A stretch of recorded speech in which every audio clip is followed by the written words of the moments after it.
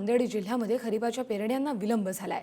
मात्र मागील 2-3 दिवसात हदगाव, हिमायतनगर, नायगाव, किनवट आणि अर्धापूर तालुक्यांमध्ये मान्सूनचं आगमन झालंय, त्यामुळे पेरण्यांना आता वेग आलाय। सध्या शेतकरी सोयाबीन, कपाशी, हळद, उडीद आणि मूग लागवडीच्या कामामध्ये व्यस्त झालेत। दरम्यान जिल्ह्यातील अनेक भागात अजूनही दमदार पाऊस झाला नाहीये। उर्वरित शेतकऱ्यांना पेरणीसाठी मोठ्या पावसाची प्रतीक्षा कायम आहे। ही लई महाग आहे बरा। 3,500 ला एक बॅग भेटायली बघा 30 किलोची। अजून पाण्याचा काय भरोसा नाही, काय नाही।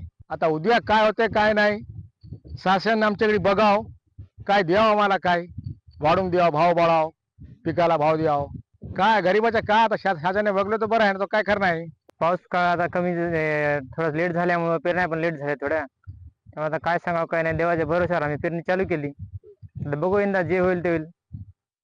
पेरावं तर लागणारच सगळ्या बरोबर असं, कारण नाही करावं तर काय खावं शेतकऱ्यांनी, तिथे करावं लागणारच आहे। आता हे बियाणं पेरून चालू आहे, पाऊस जर पडला तर ठीक आहे, नाही जर पडला तर आणखी आता डबल बियाणं भरावं लागते, पुन्हा आणखी आम्हाला तेच करावं लागते।